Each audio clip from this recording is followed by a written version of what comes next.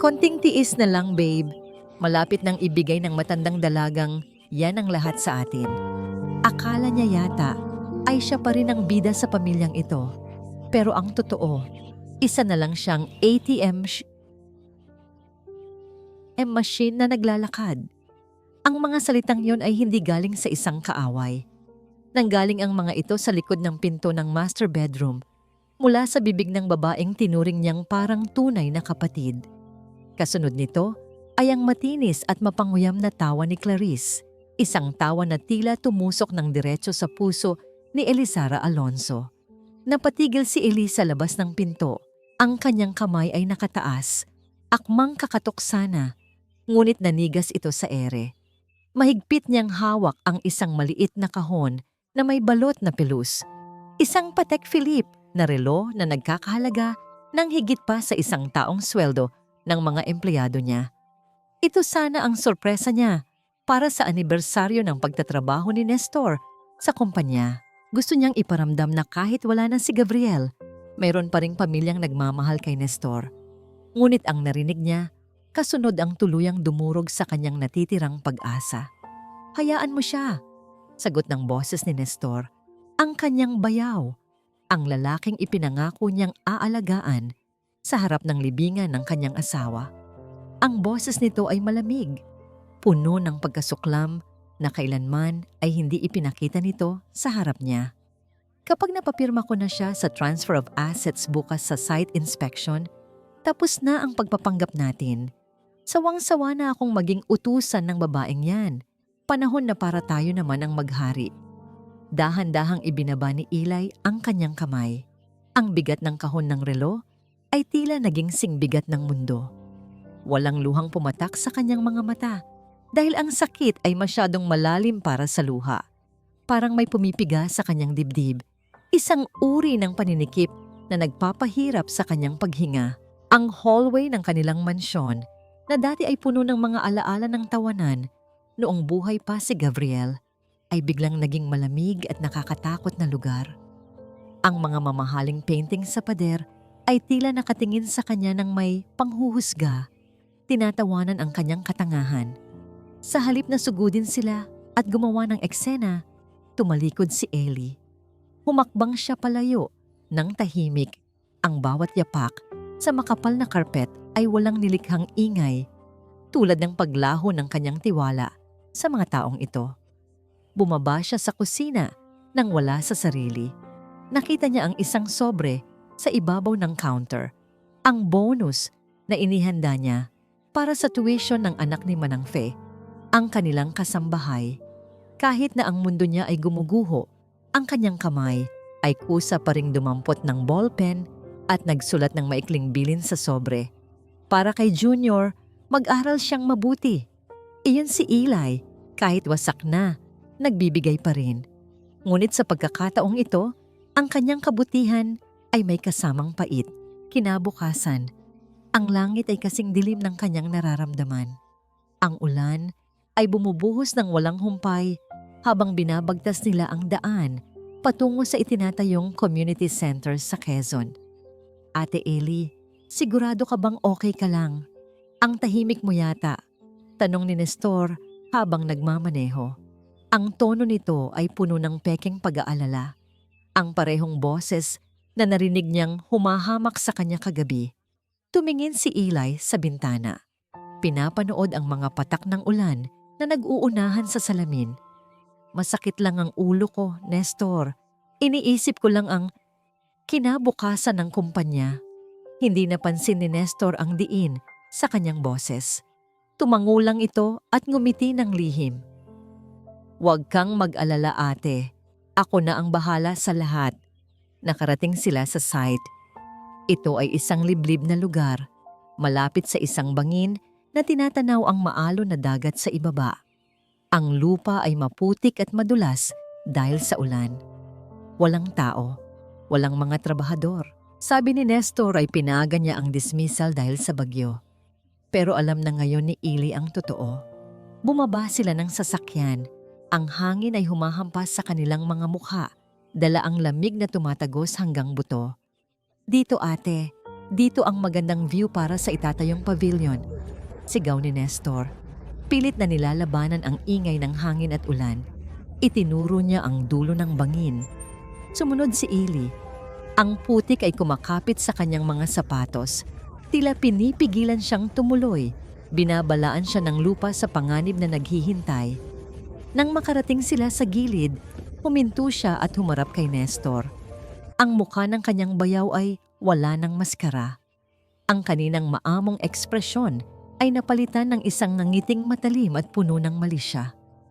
Nestor, simula ni Ili, ang kanyang boses ay nanginginig hindi dahil sa lamig kundi sa galit. Bakit? Ibinigay ko naman ang lahat sa inyo. Tinupad ko ang pangako ko kay Gabriel. Natigilan si Nestor sandali, gulat na alam na ni Ili. Ngunit mabilis itong napalitan ng tawa. Iyon na nga ang problema, ate. Ibinigay mo ang lahat. Pero sa paraang ipinaparamdam mo na utang na loob namin ang lahat sa'yo. Pagod na akong maging anino ni Kuya Gabriel. Pagod na akong maging kawawang kapatid na tinutulungan ni Saint Eli. Humakbang ito palapit. Napaurong si Ili. Ang kanyang takong ay muntik ng madulas sa basang lupa. Nestor, huwag mong gawin ito. Pamilya tayo. Pakiusap ni Ili. Bagaman alam niyang wala na itong saysay, nakita niya sa mga mata nito ang desisyon. Wala ng konsensya, wala ng awa. Ang nasa harap niya ay hindi na ang kapatid ng kanyang asawa, kundi isang halimaw na nilamon ng inggit. Pamilya? Ngumisi si Nestor. Ang pamilya ay nagtutulungan, ate. At ngayon, tutulungan mo kaming yumaman nang wala ka ng pakialam. Sa isang iglap, parang bumagal ang oras. Nakita ni Ili ang pag-igting ng mga kalamnan sa braso ni Nestor. Naramdaman niya ang malakas na pagtulak sa kanyang balikat. Hindi ito aksidente. Ito ay sadyang pagpatay. Ang kanyang katawan ay bumaliktad sa ere. Ang huling nakita niya ay ang mukha ni Nestor na nakadungaw. Hindi man lang nagpapakita ng pagsisisi. Habang ang madilim na langit ay tila nagalit at nagpakawala ng isang nakakabinging kulog. Ang lamig ng hangin ay yumakap sa kanya habang siya ay nahuhulog sa kawalan. Ang kanyang isip ay napuno ng mga alaala. Ang ngiti ni Gabriel, ang hirap ng kanyang pag-ahon mula sa kahirapan, at ang mapait na katotohanang ang kamay na nagpakain sa ahas ang siya ring tutuklawin nito. Habang papalapit ang mabatong dalampasigan at ang nagngangalit na dagat, isang tanong ang naiwan sa kanyang naglalahong diwa. Ganito ba nagtatapos ang lahat? Mag-isa, niloko, at itinatapon na parang basura? At pagkatapos, nilamon siya ng dilim at ng malamig na yakap ng karagatan. Ang dagat ay tahimik na, tila napagod matapos ang magdamag na pagwawala. Sa dalampasigan ng isang maliit na baryo sa Quezon, ang buhangin ay puno ng mga sanga, dahon at mga basurang idinura ng alon. Sa gitna ng mga kalat na ito, may isang bagay na hindi karaniwan. Isang batang lalaki na may payat na pangangatawan at maitim na balat dahil sa araw ang naglalakad habang may bitbit na sako. Si Kian iyon, 10 taong gulang pa lamang, ngunit ang kanyang mga mata ay kakikitaan na ng bigat ng buhay. Naghahanap siya ng mga inanod na plastik o kahoy na pwede niyang ibenta o gamiting panggatong. Bigla siyang napatigil.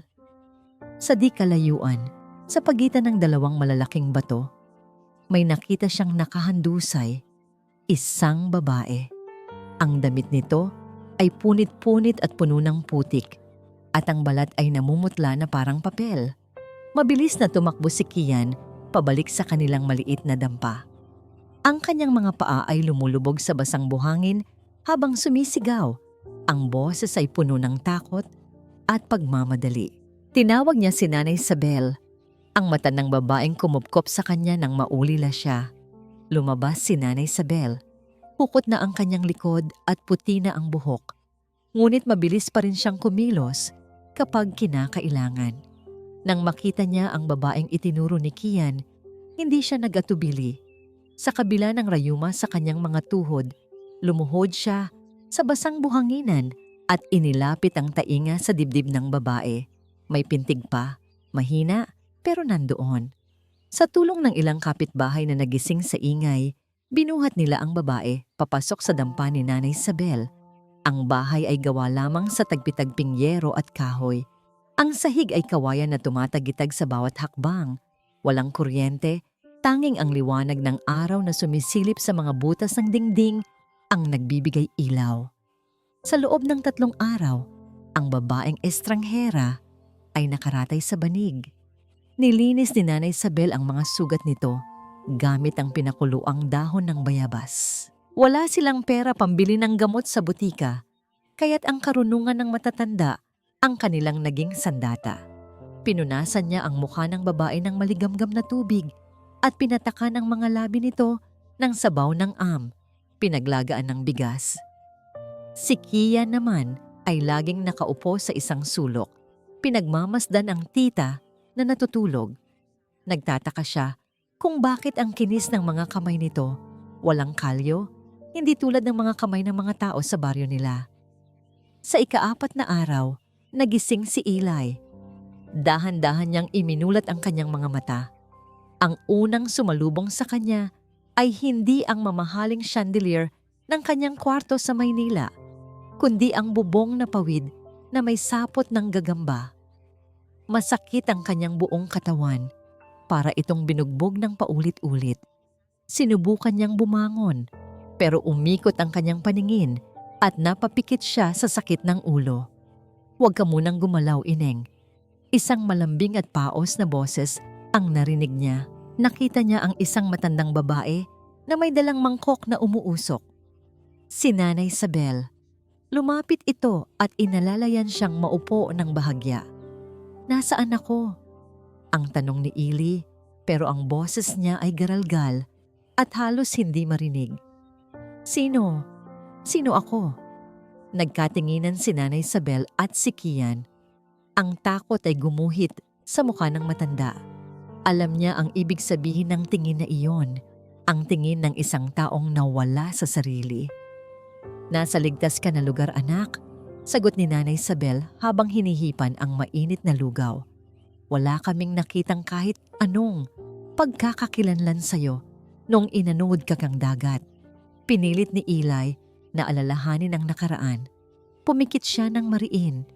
Sinubukan niyang dukalin ang kanyang isipan, pero wala siyang makita kundi isang malalim at madilim na bangin at ang tunog ng kulog. Walang pangalan, walang mukha, walang alaala. Isang blangkong papel. Napansin ni Nanay Isabel ang pagtulo ng luha sa mga mata ng babae. Alam ng matanda na kailangan nito ng isang bagay na kakapitan, isang pangalan. "Nabanggit mo ang lira nung nananaginip ka kagabi." Pagsisinungaling ni Nanay Isabel para pagaanin ang loob nito. "Siguro yun ang pangalan mo, lira. Magandang pakinggan, parang musika." "Lira," inulit ni Eli ang salita. Hindi ito pamilyar, pero sa sandaling iyon lang ang mayroon siya. Tumango siya ng marahan. Inabutan siya ni Kia ng kutsara. Nakatingin ang bata sa lugaw na wala man lang sahog na manok. Asin at luya lang ang pampalasa. Pero nang matikman ito ni Eli o ni Lira ngayon, naramdaman niya ang init na gumapang sa kanyang lalamunan pababa sa kanyang sikmura. Ito ang pinakamasarap na pagkain na natikman niya, o iyon ang sinasabi ng kanyang gutom na katawan. Napansin ni Lira na nakatingin si Kian sa kanya habang kumakain siya. Hawak ng bata ang isang maliit na piraso ng tuyo at kapirasong kanin sa sarili nitong plato. Kalahati na lang ang ulam nito. Walang sinabi si Kian. Kinuha ng bata ang natitirang kalahati ng kanyang tuyo at tahimik na inilagay ito sa mangkok ni Lira. Ngumiti ang bata. Isang nangiting kulang sa ngipin pero puno ng sinseridad. "Kain ka pa po, Ate Lira. Kailangan mong lumakas," sabi ng bata. Sa sandaling iyon, naramdaman ni Lira ang isang kirot sa kanyang dibdib, pero hindi ito dahil sa mga pasa o sugat. Ito ay kirot ng pasasalamat. Sa kanyang malabong alaala, parang hindi siya sanay na may nagbibigay sa kanya ng walang hinihinging kapalit. Ang simpleng piraso ng tuyo na yon ay tila ginto sa kanyang paningin. Kinahapunan, sinubukan ni Lyra na tumayo. Kumapit siya sa dinding na kawayan para suportahan ang sarili. Nakita niya ang isang basag na salamin na nakasabit sa poste. Dahan-dahan siyang lumapit. Ang mukha na tumingin pabalik sa kanya ay puno ng gasgas at pasa. Ang buhok ay magulo at matigas dahil sa asin ng dagat. Ang mga mata ay malalim at pagod. Hindi niya kilala ang babaeng nasa salamin. Hinawakan niya ang kanyang pisngi at ganoon din ang ginawa ng refleksyon. Isang tanong ang bumulong sa kanyang isipan, isang tanong na magiging anino niya sa mga susunod na araw. Sino ka ba talaga? At bakit pakiramdam ko ay may malaking bahagi ng puso ko ang naiwan sa ilalim ng dagat? Sa labas, nagsisimula ng lumubog ang araw, kinukulayan ng kahel at lila ang langit. Habang si Lyra ay nakatayo doon, buhay, pero isang estranghero sa sarili niyang katawan. Sa isang marangyang hotel function room sa Makati, ang mga ilaw ng kamera ay tila kumikislap na parang kidlat. Ang hangin ay malamig dahil sa aircon, ngunit mas malamig ang atmosfera na dala ng mga taong nakaupo sa entablado. Nakasuot ng itim na suit si Nestor. Ang kanyang mga mata ay mapula at namamaga. Isang obra maestra ng pag-arte. Sa tabi niya, si Clarice ay nakayuko. Panay ang punas ng panyo sa kanyang mga matang walang luha. Hindi namin ito inaasahan. Garalgal na pahayag ni Nestor sa harap ng mga mikropono. Matagal nang dumaranas ng matinding depresyon si Ate Ili mula noong mamatay si Kuya Gabriel. Akala namin ay nakaka-move on na siya, ngunit mali kami. Ang biglaan niyang pagkawala, ang pag-iwan niya sa lahat. Huminto siya sandali para humugot ng pekeng hininga. Isa itong malungkot na patunay na hindi nabibili ng pera ang kaligayahan. Ang mga reporter ay mabilis na nagtala sa kanilang mga notebook. Ang naratibo ay nabuo na. Si Elisara Alonzo, ang matapang na negosyante, ay sumuko na sa buhay at tumakas. O mas malala, ay tinapos na ang lahat. Sa likod ng silid, nakatayo si Attorney Leandro Santillan. Nakakuyom ang kanyang mga kamao sa loob ng bulsa ng kanyang slacks. Ang bawat salitang lumalabas sa bibig ni Nestor ay parang asido sa kanyang pandinig. Kilala niya si Eli. Ang babaeng iyon ay gawa sa bakal at prinsipyo. Hindi ito tatalikod sa responsibilidad at lalong hindi nito iiwan ang kumpanyang ipinundar ng asawa nito. Tahimik na lumabas si Leandro bago pa siya masuka sa kasinungalingan. Dumiretso siya sa opisina ni Eli sa kumpanya. Ngayon, wala na ang may-ari. Tila ba nawalan din ng buhay ang silid. Ang mga papeles ay nakatambak at ang alikabok ay nagsisimula ng manirahan sa mga estante. Lumapit si Leandro sa bintana kung saan nakalagay ang isang paso ng sampagita. Ang halaman ay naninilaw na ang mga dahon, uhaw at napabayaan, tulad ng alaala ni Eli sa mga kamay ng kanyang bayaw. Kumuha si Leandro ng tubig at dahan-dahang diniligan ito. Hindi ako naniniwala sa kanila, Ellie. Bulong niya sa hangin. Hahanapin kita. Kahit saang lupalop ka man dinala ng mga demonyong yon. Habang nagpapakasasa sa atensyon ang mga buhaya sa Maynila, sa isang malayong baryo sa Quezon, ang realidad ay ibang-iba. Ang araw ay tirik na tirik. Si Lyra, na nakasuot ng lumang duster na bigay ng kapitbahay, ay nakatayo sa harap ng poso. Ang kanyang mga kamay, na dati sanay humawak ng mamahaling ballpen at pumirma ng milyon-milyong kontrata, ngayon ay nanginginig sa pagbuhat ng timba. Sinubukan niyang magbomba ng tubig. Ang bakal na hawakan ng poso ay mainit at mabigat. Sa bawat pagbaba at pagtaas ng kanyang braso, nararamdaman niya ang sakit sa kanyang mga kalamnan. Wala siyang memorya kung paano ito gawin, ngunit ang kanyang katawan ay pilit na sumusunod sa pangangailangan. Nang mapuno ang timba, sinubukan niya itong buhatin. Mabigat. Sobrang bigat. Napadaing siya nang maramdaman ng hapdi sa kanyang mga palad. Tiningnan niya ang mga ito. Puno na ng mga paltos na namumumula at nagsusugat. Ay sus, ang lampa naman ng dayo na to. Kantiyaw ng isang kapitbahay na naglalabas sa di kalayuan. Hindi sumagot si Lyra. Kinagat niya ang kanyang labi. Pinigilan ang luhang gustong kumawala. Kaya ko to, sabi niya sa sarili. Kahit hindi siya sigurado, kailangan kong kayanin para kay Nanay Isabel. Inilagay niya ang timba sa kanyang balikat, tulad ng nakikita niyang ginagawa ng iba, at nagsimulang maglakad pabalik sa dampa. Ang bawat hakbang ay parang penitensya. Ang tubig ay tumatapon at bumabasa sa kanyang damit, humahalo sa kanyang pawis. Ang eksenang ito ng pagsasakripisyo ay kabaligtaran ng nangyayari sa mansyon ni Eli sa oras ding iyon. Sa master bedroom, abala ang mga kasambahay sa paglalabas ng mga gamit ni Eli mula sa walk-in closet. Si Clarice ay nakaupo sa kama, umiinom ng wine habang naguutos. "Ilabas niyo lahat yan," utos ni Clarice habang itinuturo ang mga designer bags at mga damit na galing pa sa Paris. "Ayoko nang may matitirang bakas ng baduy na yon dito. Sunugin niyo o ipamigay sa basurero, wala akong pakialam.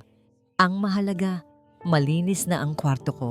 Tinawag niyang basura ang mga gamit na pinaghirapan ni Eli, habang si Lyra sa Quezon ay halos maiyak sa tuwa nang abutan siya ni Nanay Isabel ng isang pares ng lumang tsinelas dahil ang paa niya ay sugatan na sa paglalakad nang nakayapak. Bumalik ang atensyon ng tadhana kay Leandro.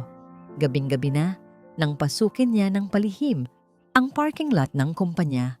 Gamit ang duplicate key na hawak niya bilang legal counsel, binuksan niya ang sasakyan ni Nestor. Alam niyang mapanganib, pero kailangan niya ng ebidensya. Inalughog niya ang glove compartment. Wala. Tiningnan niya ang ilalim ng upuan. Wala. Halos sumuko na siya nang mapansin niya ang isang nilukot na papel na naipit sa pagitan ng upuan at ng center console. Dahan-dahan niyang hinila ito at binuklat sa ilalim ng ilaw ng kanyang cellphone. Isa itong resibo mula sa toll gate sa South Luzon Expressway. Ang petsa ay tumutugma sa araw na nawala si Eli. At ang exit point na nakalagay ay hindi papunta sa direksyon na sinabi ni Nestor sa mga pulis. Ang resibo ay tumuturo patungo sa lalawigan ng Quezon. Bumilis ang tibok ng puso ni Leandro. Ang hinala niya ay nagkakaroon na ng hugis. Nagsinungaling si Nestor. Hindi sila namasyal sa Tagaytay tulad ng sinabi nito sa report. Dinala nila si Eli sa malayo. Itinago ni Leandro ang resibo sa kanyang bulsa. Ang kanyang mga mata ay nag-alab sa dilim. "Nahanap na kita, Nestor," bulong niya. Ang boses ay puno ng babala. "At mahahanap din kita, Ellie." Sa labas, ang buwan ay nagtatago sa likod ng mga ulap. Tila nagbabadya ng isang bagyo na paparating. Ang bagyo ng katotohanan, nawawasak sa huwad na kaharian ng mga traidor. Lumipas ang mga linggo at ang buhay sa baryo ay naging isang pamilyar na ritmo para kay Lyra. Ang ingay ng mga alon sa umaga ay nagsisilbing orasan at ang paglubog ng araw ang hudyat ng pamamahinga. Sa kabila ng kawalan ng alaala, ang kanyang katawan at puso ay unti-unting umaangkop sa simpleng pamumuhay. Sa ilalim ng puno ng talisay, nakaupo si Lyra at si Kian. Walang papel at lapis ang mag-ina, kaya't ang gamit nila ay isang piraso ng uling at ang likod ng malapad na dahon ng saging. "Sige Kian, subukan mo ulit," malambing na utos ni Lyra habang ginagabayan ang maliit na kamay ng bata. Maingat na iginuhit ni Kian ang letrang A sa dahon. Ang uling ay nag-iwan ng itim na marka sa kanyang mga daliri, pero mas matingkad ang tuwa sa kanyang mukha nang mabuo niya ang letra. "Ang galing!" Palakpak ni Lyra at niyakap niya ang bata. Sa sandaling iyon, isang kislap ng alaala ang dumaan sa kanyang isipan. Hindi malinaw na imahe, kundi isang pakiramdam. Ang pakiramdam ng pamumuno, ng pagtuturo, ng paggabay sa iba. Dati ba siyang guro? O isang ina? Hindi niya alam. Pero ang pagtuturo kay Kian ay nagbibigay sa kanya ng kakaibang kapayapaan. Habang pinapanood sila ni Nanay Isabel mula sa bintana, may lungkot at saya sa mga mata ng matanda. Nang matapos ang klase, tinawag niya si Lyra para tulungan siyang magtupi ng mga nilabhan. Alam mo, Ineng, panimula ni Nanay Isabel, ang boses ay nanginginig dala ng katandaan. Noong unang kitang makita sa dalampasigan, akala ko nagbalik na ang anak kong si Maya. Napatigil si Lyra sa pagtutupi. Tumingin siya sa matanda. Ito ang unang pagkakataon na nagkwento si Nanay Isabel tungkol sa sarili nito. Si Maya. Nagpatuloy ang matanda. Ang tingin ay nakapako sa kawalan. Kasing edad mo siya noong kinuha siya ng dagat. May bagyo noon at pinilit niyang iligtas ang bangka ng tatay niya. Hindi na siya nakabalik. Isang butil ng luha ang tumakas sa mata ni Nanay Isabel. Gumuhit sa kulubot nitong pisngi. Simula noon, ipinangako ko sa Diyos na kung may ipadpad man ang dagat sa akin na nangangailangan ng tulong, hindi ko tatalikuran. Ikaw ang sagot sa panata ko. Lyra. Hinawakan ni Lyra ang magaspang na kamay ni Nanay Isabel. Wala siyang masabi. Ang kanyang puso ay napuno ng respeto at pagmamahal para sa estrangherang ito na itinuring siyang pamilya kapalit ng isang anak na nawala. Niyakap niya ang matanda at sa yakap na yon, naramdaman niyang may tahanan na siya. Samantala, sa mga lansangan ng probinsya, isang itim na SUV ang binabaybay ang maputik na daan. Si Attorney Leandro Santillan ay pagod na. Ang kanyang mga mata ay may mga anino ng puyat at ang kanyang damit ay gusot na. Ilang araw na siyang nag-iikot sa mga baryo ng Quezon. Dala ang isang lumang litrato ni Eli. Isang stolen shot na kinuha niya noong isang company outing kung saan nakangiti si Eli ng totoo, malayo sa corporate mask nito. Huminto siya sa isang maliit na tindahan. Ipinakita niya ang litrato sa tindera. Manang, nakita niyo po ba ang babaeng ito? Baka napadpad siya dito noong nakaraang bagyo? Tanong ni Leandro. Ang boses ay puno ng desperasyon. Tinitigan ng tindera ang litrato. Pagkatapos ay umiling.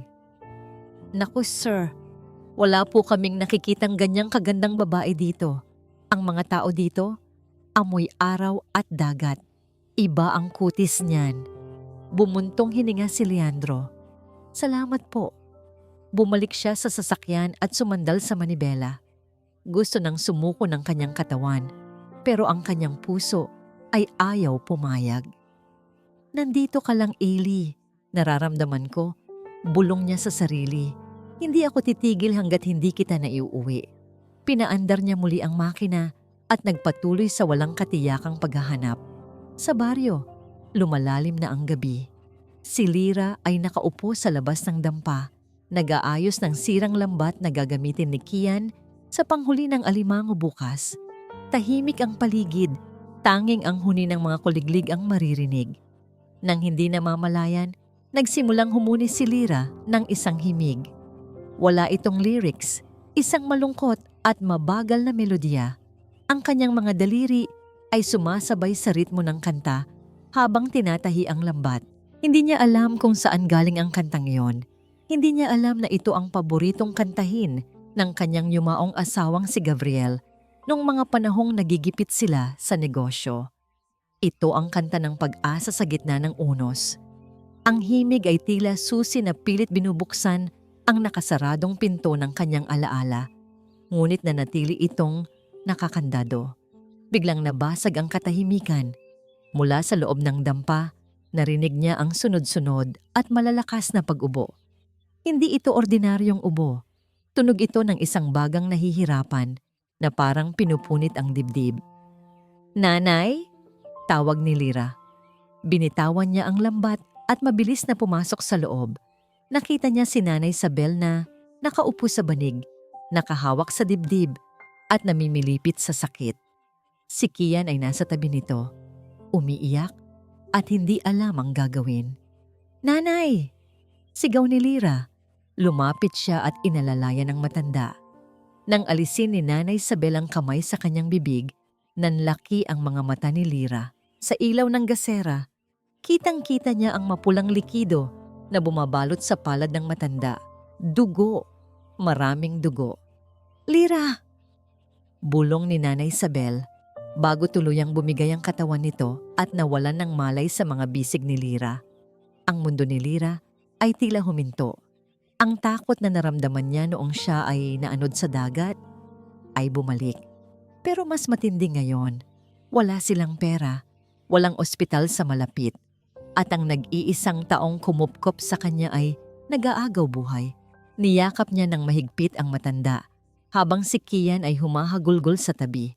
Sa gitna ng dilim at kawalan ng pag-asa, isang desisyon ang nabuo sa isip ni Lyra. Gagawin niya ang lahat, kahit ano, kahit ibenta ang sarili niyang dignidad.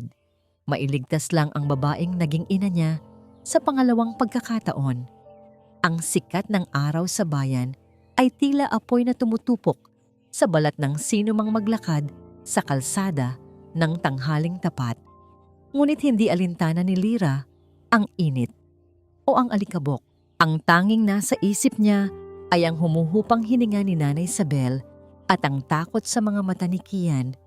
Mahigpit ang hawak ni Lyra sa isang maliit na bagay sa kanyang bulsa, ang nag-iisang perlas na hikaw na suot niya noong siya ay inanod sa dalampasigan. Ayon kay Nanay Isabel, mukhang mamahalin ito. Ito na lamang ang tanging koneksyon niya sa kanyang nakaraan, ang tanging bagay na nagpapatunay na may buhay siya bago naging Lyra. Pero sa sandaling ito, ang halaga ng hikaw ay hindi nasusukat sa ganda nito, kundi sa dami ng gamot na mabibili nito. Huminto siya sa harap ng isang agyensya de empenyo. Luma na ang karatula at may rehas na bakal ang counter. Huminga siya ng malalim, nilunok ang kanyang hiya at pumasok.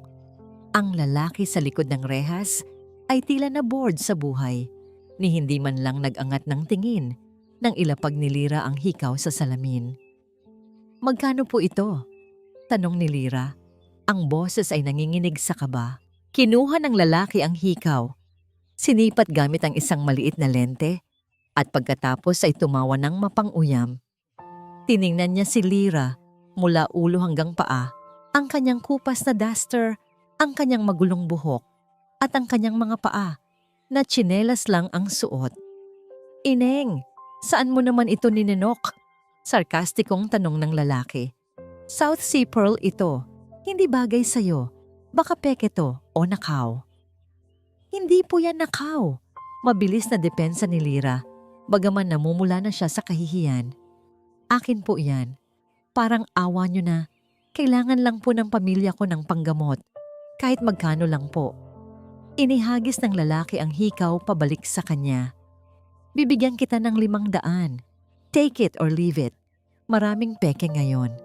500? Halos pabulong na sagot ni Lyra. Kulang na kulang iyon. Ang reseta pa lang ng doktor ay aabot na sa ilang libo. "Manong, sige na po. Kahit 2,000 lang. Buhay po ng tao ang nakasalalay dito. Umalis ka na kung ayaw mo. Nakakaabala ka sa ibang customer." Pagtaboy ng lalaki, sabay talikod. Nanlumo si Lyra. Kinuha niya ang hikaw. Ang kanyang mga kamay ay nanginginig sa galit at desperasyon. Tumalikod siya. Ang bigat ng mundo ay nakadagan sa kanyang balikat. Paano siya uuwi kay Kian? Paano niya sasabihing wala siyang naiuwing gamot? Sa labas ng pinto ng sanglaan, hindi napansin ni Lyra ang isang lalaking nakatayo sa gilid, nakasuot ng simpleng t-shirt at sombrero, na kanina pa nakamasid sa kanya. Si Leandro yon. Napatigil ang mundo ni Leandro nang makita niya ang babaeng lumabas ng pinto. Ang babaeng nasa mga panaginip niya gabi-gabi. Ang babaeng akala ng lahat ay patay na. Buhay siya. Gusto niyang sumigaw. Gusto niyang takbuhin ang distansya at hiyakapin ito ng mahigpit. Gusto niyang sabihing, Ellie, nandito na ako. Ligtas ka na. Pero natigilan siya nang makita niya ang kalagayan nito. Payat na payat si Ellie. Ang balat nito ay sunog sa araw. At higit sa lahat, ang mga mata nito, ang mga matang dati ay puno ng tapang at kumpiyansa. Ngayon ay puno ng takot at pagmamakaawa. Nakita niya ang pagpunas nito ng luha gamit ang likod ng palad, isang kilos ng kawalan ng pag-asa na dumurog sa puso ni Leandro. Nagpasya siyang huwag munang magpakilala. Kung lalapit siya ngayon bilang isang abogado mula sa Maynila, baka matakot ito o hindi maniwala. Lalo na kung totoo ang hinala niyang may amnesia ito. Kailangan niya ng ibang paraan. Nang akmang aalis na si Lyra, lumapit si Leandro. Miss, tawag niya. Ang boses niya ay malumanay. Pilit na itinatago ang emosyon na gustong kumawala. Napahinto si Lyra at lumingon. Nakita niya ang isang lalaking may maamong mukha, matangkad, at may mga matang tila nangungusap. Narinig ko ang usapan niyo sa loob, pagsisinungaling ni Leandro. Naghahanap ako ng regalo para sa nanay ko.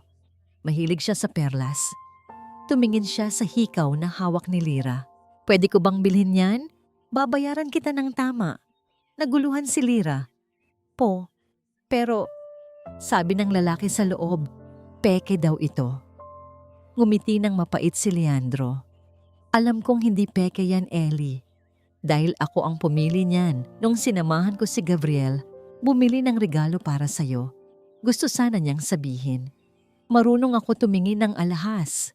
Sagot na lang ni Leandro. Tunay yan. At babayaran kita ng 10,000 para dyan.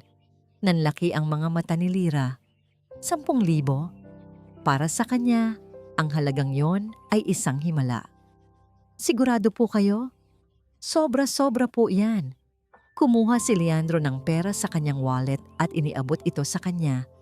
Nang magdikit ang kanilang mga daliri, naramdaman ni Leandro ang kuryente na dumaloy sa kanyang buong katawan. Ang kamay ni Ellie na dati ay makinis, ngayon ay magaspang na at may mga kalyo. Pilit niyang pinigilan ang pagtulo ng kanyang luha. Hindi sobra yan, sabi ni Leandro. Ang boses ay bahagyang napaos. Tulong na rin para sa pamilya mo. Tinanggap ni Lyra ang pera. Sa sobrang tuwa at pasasalamat, hindi niya napigilan ang sarili. Hinawakan niya ang kamay ng estranghero gamit ang dalawa niyang palad. Maraming salamat po, sir. Hulog po kayo ng langit. Hindi niyo po alam kung gaano kalaking tulong ito para kay Nanay Isabel. Ang mga mata ni Lyra ay kumikinang sa luha at sa sandaling iyon, nakita ni Leandro ang dating Ellie, ang babaeng may pusong marunong magmahal. Walang anuman, sagot ni Leandro. Mag-ingat ka. Mabilis na tumakbo si Lyra patungo sa butika. Ang kanyang hakbang ay puno na ng pag-asa. Sinundan siya ng tingin ni Leandro hanggang sa mawala ito sa kanto. Kinuha ni Leandro ang kanyang telepono. Tinawagan niya ang kanyang sekretarya sa Maynila. Kanselahin mo lahat ng appointments ko sa susunod na linggo. Utos niya habang hindi inaalis ang tingin sa daan kung saan dumaan si Ellie. Sir? Bakit po? May emergency ba? Oo, sagot ni Leandro. May nahanap akong rason para manatili dito. Nang hapong iyon, hindi bumalik si Leandro sa Maynila. Sinundan niya si Lyra pabalik sa baryo, hindi para guluhin ito, kundi para tiyaking makakauwi ito ng ligtas.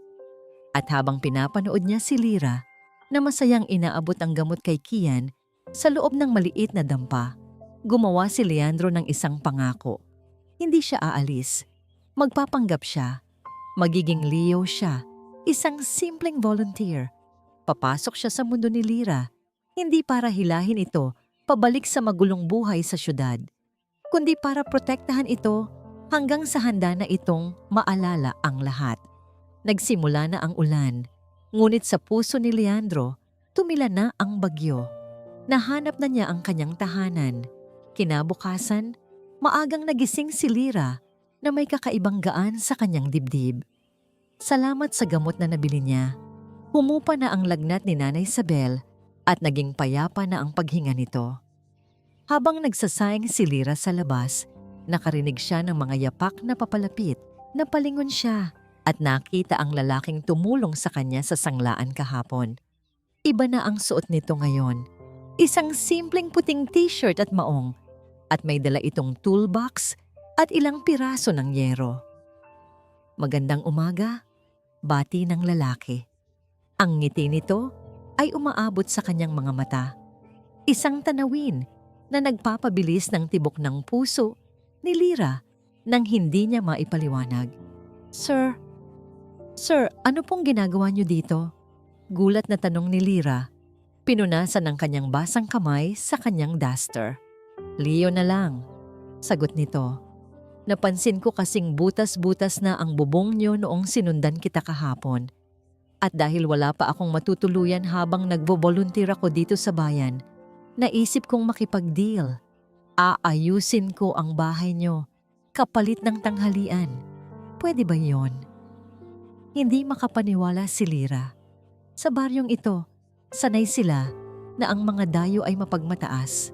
Pero ang lalaking ito, si Leo, ay tila bumaba mula sa langit para lang ayusin ang kanilang munting mundo. Nako, nakakahiya naman po pero, sige po, malaking tulong yan. Nauutal na sagot ni Lyra. Buong maghapon, pinanood ni Lyra si Leo. Hindi ito mukhang sanay sa gawaing karwintero. May ilang beses na napukpok nito ang sariling daliri at napangiwi ng tahimik. Pero hindi ito tumigil. Nakita ni Lyra ang pagtulo ng pawis mula sa noo nito at ang pag-igting ng mga kalamnan sa braso nito habang nagpupukpok ng pako. May kakaibang pamilyaridad sa mga galaw nito. Parang nakita na niya ang likod na yun dati. Parang naramdaman na niya ang presensya nito sa isang buhay na hindi niya maalala. Tuwing magtatama ang kanilang paningin, mabilis na nag-iiwas ng tingin si Lyra. Nararamdaman ang init na gumagapang sa kanyang mga pisngi. Nang sumapit ang tanghalian, pinagsaluhan nila ang simpleng ulam na pritong isda at nilagang talbos ng kamote. Ang sarap, sabi ni Leo, habang kumakain gamit ang kanyang mga kamay, bagaman halatang medyo naiilang siya sa tinik. Bola, natatawang sagot ni Lyra. Isda lang yan. Hindi, seryosong sagot ni Leo. Tinitigan siya nito ng diretso. Masarap kasi. Masaya ang kasabay kumain. Natahimik ang hapagkainan. Si Kian ay palipat-lipat ang tingin sa dalawa na parang nakakaintindi ng isang sikretong lengguwahe ng mga matatanda. Nang gumabi, bumuhos ang malakas na ulan. Ito ang unang gabi na hindi tumulo ang tubig sa loob ng dampa. Tuyong-tuyo ang higaan ni Nanay Isabel. Nakaupo si Leo at Lyra sa maliit na balkon, pinapanood ang ulan. Ang lamig ng hangin ay nagtulak sa kanila na umupo ng magkatabi.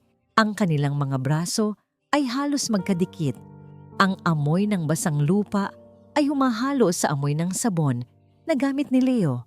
Isang amoy na nagpapakalma sa magulong isipan ni Lyra. Salamat Leo, bulong ni Lyra. Hindi ko alam kung paano ka namin pasasalamatan. Hindi lang bubong ang inayos mo, pati na rin ang pag-asa namin. Lumingon si Leo sa kanya. Sa dilim, ang mga mata nito ay puno ng lungkot at pagmamahal. Napilit nitong itinatago. Gusto niyang sabihin, ako dapat ang magpasalamat, Ili. Dahil sa'yo, natutunan kong huminga ulit. Dahan-dahang ipinatong ni Leo ang kanyang kamay sa ibabaw ng kamay ni Lyra na nakapatong sa bangko. Mainit ang palad nito. Hindi umalis si Lyra. Hinayaan niya ang kontak na yon. Isang munting koneksyon sa gitna ng malamig na gabi. Huwag kang matakot, Lyra. Malambing na sabi ni Leo. Hanggat nandito ako, walang masamang mangyayari sa inyo. Pangako yan. Ang mga salitang yon ay tila isang sumpa na nagpatigil sa mundo ni Lyra. Pangako. Isang salita na parang basag na salamin sa kanyang alaala. Nang gabing iyon, habang mahimbing na ang tulog ni Nanay Isabel, At Kian, binabangungot si Lyra. Sa kanyang panaginip, nandoon ulit siya sa bangin. Ang ulan ay humahampas sa kanyang mukha. Ang tawa ni Nestor ay umaalingaw-ngaw. At ang kamay na tumulak sa kanya ay hindi kay Nestor, kundi isang anino na walang mukha. Nahuhulog siya, pababa ng pababa, sa madilim na tubig. Hindi siya makahinga. "Gabriel!" Ang sigaw ni Lyra ay bumasag sa katahimikan ng gabi. Napabangon siya, habol ang hininga, ang kanyang katawan ay basang-basa ng pawis. Ang pangalan na lumabas sa bibig niya ay hindi niya kilala, pero ang sakit na kaakibat nito ay totoo. Mabilis na pumasok si Leo mula sa kabilang kwarto kung saan siya nakatulog sa sahig. "Lyra, anong nangyari?" Nag-aalalang tanong ni Leo. Sa takot at kalituhan, hindi nakita ni Lyra si Leo. Ang nakita niya ay isang sandalan. Kusa siyang yumakap sa bewang ni Leo. Isinubsob ang kanyang mukha sa tiyan nito at humagulgol. "Nahuhulog ako. Nahuhulog ako." Paulit-ulit niyang bulong. Hinaplos ni Leo ang buhok ni Lyra. Narinig niya ang pangalang isinigaw nito kanina. Gabriel, ang pangalan ng yumaong asawa nito. Nasaktan si Leo, isang kirot ng selos at awa. Kahit wala itong alaala, ang puso nito ay nakatali pa rin sa nakaraan. "Shh! Nandito ako. Salu-salo kita!" Bulong ni Leo, habang ang kidlat ay gumuhit sa labas, na nagbigay liwanag sa isang itim na sasakyan na nakaparada sa di kalayuan, nagmamasid sa kanilang maliit na dampa. Nyakap ni Leo si Lyra. Ang kanyang mga mata ay nakatingin sa labas ng bintana, handang makipagpatayan para sa babaeng umiiyak sa kanyang mga bisig. Ang kapayapaan ay panandalian lamang. Ang bagyo ay paparating na. Sa isang air-conditioned na conference room sa Bonifacio Global City, nakaturo ang daliri ni Clarice sa isang malaking mapa na nakalatag sa mesa. Ang kanyang kuko na may pulang cutics ay tila isang patalim na gumuguhit sa papel. Ang bahaging ito, Nestor, utos ni Clarice, ang boses ay matigas at walang pasensya. Ang tabing dagat na ito sa Quezon ang pinakamagandang spot para sa itatayong resort ng mga foreign investors. Pero tignan mo, puno ng mga squatter, puno ng mga dampa. Tumingin si Nestor sa mapa, pagkatapos ay sa asawa. "Clarice, may mga pamilyang nakatira dyan ng ilang dekada na. Hindi natin sila pwedeng basta palayasin." "Huwag kang ngang magmalinis, Nestor," irap ni Clarice. "Pinatay mo nga ang kapatid mo para sa kumpanyang ito. Ngayon pa ba tayo magpapakasanto para sa mga mangingisda? Linisin mo ang lugar na yan. Bukas na bukas din. Ayoko ng kahit anong dungis sa deal na ito." Napalunok si Nestor. Ang kasakiman ng kanyang asawa ay mas malalim pa sa bangin na pinagtulakan niya kay Eli. Pero wala na siyang magagawa. Nakasakay na siya sa tigre. Hindi na siya pwedeng bumaba. Kinabukasan sa baryo, ang payapang umaga ay winasak ng tunog ng mga humahagibis na makina. 3 itim na van ang pumasok sa makipot na kalsada ng baryo, nagpapalipad ng alikabok sa mga sampay ng mga taga roon. Huminto ang mga sasakyan sa tapat ng dampa ni Nanay Isabel. Bumaba ang 5 lalaking may malalaking katawan, nakasuot ng shades kahit makulimlim, at may mga dalang martilyo at bareta. Si Nanay Isabel, nakakagaling lang sa sakit, ay lumabas ng pinto na nanginginig ang mga tuhod. "Sino kayo? Anong kailangan nyo?" tanong ng matanda. Ang leader ng mga goons, isang lalaking may peklat sa kilay, ay ngumuya ng bubblegum at dumura sa paanan ni Nanay Isabel. "Aling Isabel, di ba?" Maangas na tanong nito. "May 24 na oras kayo para lisanin ang lugar na to. Gigibain na ang mga basura nyo. Pag-aari na ito ng Lacson Group of Companies." Naglabasan ang mga kapitbahay, nagbubulungan, takot na takot. Si Kian ay tumakbo papunta sa likod ni Lyra, na kasalukuyang naghihimay ng isda. Nabitawan ni Lyra ang isda. Ang pangalang Lacson ay nagdulot ng isang matinding kirot sa kanyang ulo, Parang isang kidlat na tumama sa kanyang sentido. Lacson. Bakit ang bigat ng pangalang iyon? Bakit parang puno ito ng dugo? Hindi pwede, sigaw ni Nanay Isabel. Dito na ako ipinanganak.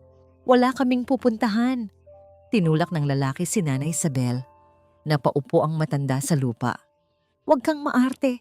Tanda, umalis kayo o kami ang magpapaalis sa inyo. Akmang hahampasin ng lalaki ang poste ng bahay gamit ang maso nang biglang may humawak sa braso nito. Lahat ay natahimik. Si Lyra. Nakatayo siya doon, hindi bilang isang tindera ng isda, kundi bilang isang pader na hindi matitibag. Ang kanyang mga mata na nitong mga nakaraang linggo ay maamo at nalilito, ngayon ay nagliliyab sa galit at awtoridad. Bitawan mo ang maso, utos ni Lyra. Ang boses niya ay hindi sumisigaw, pero may diin ito na nagpatindig ng balahibo ng mga nakarinig. Ito ang boses ng isang CEO na sanay magpaikot ng mga tao sa boardroom. Natawa ang lalaki. At sino ka naman, Miss? Reyna ng mga basahan? Hindi na tinag si Lyra. Humakbang siya palapit. Diretso ang tingin sa mata ng lalaki. Ayon sa Article 536 ng Civil Code, simula ni Lyra, ang mga salita ay kusa na lang lumalabas sa kanyang bibig na parang may ibang kumokontrol. Hindi niyo pwedeng gamitan ng puwersa ang pagbawi ng pagmamay-ari ng walang court order. Nasaan ang sheriff? Nasaan ang writ of demolition niyo? Kung wala kayong maipakita, ang ginagawa niyo ay trespassing at grave coercion. Natigilan ang mga lalaki. Natigilan si Nanay Isabel. Kahit si Kian ay napanganga. Saan nakuha ni Ate Lyra ang mga salitang iyon? Sa di kalayuan, nakasandal si Leo sa isang puno, nakangiti ng mapait habang nakahawak sa kanyang sombrero. Andyan ka pa rin pala, Ailey, bulong niya sa sarili. Kahit nakalimutan mo na ang pangalan mo, hindi mo nakalimutan ang prinsipyo mo. Aba, may abogada pala dito. Sarkastikong sabi ng leader. Pero halatang na-intimidate ito. Wala kaming pakialam sa batas nyo. Kami ang batas dito. Akmang sasapakin ng lalaki si Lyra. Mabilis pa sa 4:00, humarang si Leo. Sinalag niya ang kamay ng lalaki at binalibag ito sa lupa. Hindi ito suntok ng isang barumbado, kundi depensa ng isang taong sanay sa martial arts. Sabi ng misis, malumanay, pero mapanganib na sabi ni Leo habang nakatayo sa harap ni Lyra. Umalis na kayo kung wala kayong papel. Dahil sa takot, sa biglaang paglaban ng mga taga-baryo na nagsimula ng dumampot ng mga bato at kahoy, napilitan ng mga goons na umatras. Babalikan namin kayo, sigaw ng leader habang sumasakay sa van. Bago tuluyang umalis ang sasakyan, isa sa mga kasamahan nito ang palihim na naglabas ng cellphone at kinuhanan ng litrato si Lyra na nakatayo ng matuwid sa gitna ng alikabok. Ang mukha ay puno ng tapang. Sa Maynila, gabi na. Umiinom ng whiskey si Nestor sa kanyang opisina. Pilit na pinapakalma ang kanyang konsensya. Tumunog ang kanyang cellphone. Isang mensahe mula sa tauhan niya sa Quezon. Boss, may problema. May babaeng pumalag. Mukhang pamilyar. Binuksan ni Nestor ang litrato. Nabitawan niya ang baso ng whiskey. Nabasag ito sa sahig. Ang tunog ay parang pagsabog sa katahimikan ng gabi. Sa screen ng cellphone, kahit payat, kahit maitim at kahit luma ang damit, hindi siya pwedeng magkamali. Ang matalim na tingin na yon. Ang tindig na yon. Hindi. Nanginginig na bulong ni Nestor. Ang dugo ay nawala sa kanyang mukha. Patay na siya. Pinatay ko na siya. Sa kanyang takot, tinawagan niya si Clarice. Babe, kailangan nating mag-usap. Ang multo ni Ailey, nagbalik para singilin tayo. Ang kadiliman ng gabi ay binalot ng isang nakakangilong tunog. Ang pag-ungol ng malalaking makina na tila mga hayop na naghahanap ng mabibiktima. Hindi pa sumisikat ang araw, ngunit ang baryo ay nabulabog na ng pagdating ng 2 dambuhalang bulldozer. Ang kanilang mga ilaw ay tumatama sa mga dampa. Tila mga matang nanlilisik sa gitna ng katahimikan. Gising! Gising! Gigibain na ang mga bahay! Ang sigaw ng mga lalaking nakabahanet. Sa loob ng dampa ni Nanay Isabel, mabilis na bumangon si Lira. Ang kanyang puso ay tumitibok ng mabilis. Isang uri ng kaba na tila may pilit na ginigising sa kanyang kalooban. Sa labas, ang ulan ay nagsisimulang pumatak ng malakas. Ginagawang madulas at maputik ang lupang kanina lamang ay tuyo. Nanay Kian, lumabas kayo. Sigaw ni Lira habang inaalalayan ng matanda. Nagkakagulo ang mga tao. Ang ingay ng mga umiiyak na bata, ang sigawan ng mga lalaking pilit humaharang sa makina, at ang malakas na buhos ng ulan ay naghalo-halo sa hangin. Sa gitna ng kaguluhan, nakita ni Lira ang isang bulldozer na patungo sa kanilang dampa. Kian! Sigaw ni Lira nang mapansin niyang bumalik ang bata sa loob para kunin ang isang lumang laruan. Sa kasamaang palad, dahil sa sobrang dulas ng putik, nadulas si Kian sa gilid ng isang malalim na hukay, isang bahagi ng lupa na gumuho dahil sa bigat ng makina. Ang bata ay nahulog, ang kanyang maliit na kamay ay pilit na kumakapit sa madulas na gilid ng hukay. Tulong! Ate Lira! Ang sigaw ni Kian na halos malunod sa tunog ng ulan. Napatigil ang mundo ni Lira. Ang imahe ni Kian na nakabitin sa hukay. Ang ulan na humahampas sa kanyang mukha. Ang putik na kumakapit sa kanyang mga daliri. Ito ay isang pamilyar na bangungot. Bigla, ang kanyang ulo ay tila hinati ng isang matalim na palakol. Ang bawat patak ng ulan ay naging mga piraso ng nakaraan na mabilis na nagdugtong-dugtong. Nakita niya ang batchnoy sa Quezon. Narinig niya ang tawa ni Clarice. Naramdaman niya ang malakas na pagtulak ni Nestor sa kanyang balikat. Ang bawat piraso ng kanyang buhay ay bumalik nang may kasamang matinding sakit. Ang kanyang mga kumpanya, ang kanyang mansyon, ang pangako kay Gabriel, at ang katotohanang pinagtaksilan siya ng mga taong itinuring niyang dugo at laman. Ang sakit ay naging galit. Ang galit ay naging lakas. Tumakbo si Lira, hindi si Elizara, patungo sa hukay.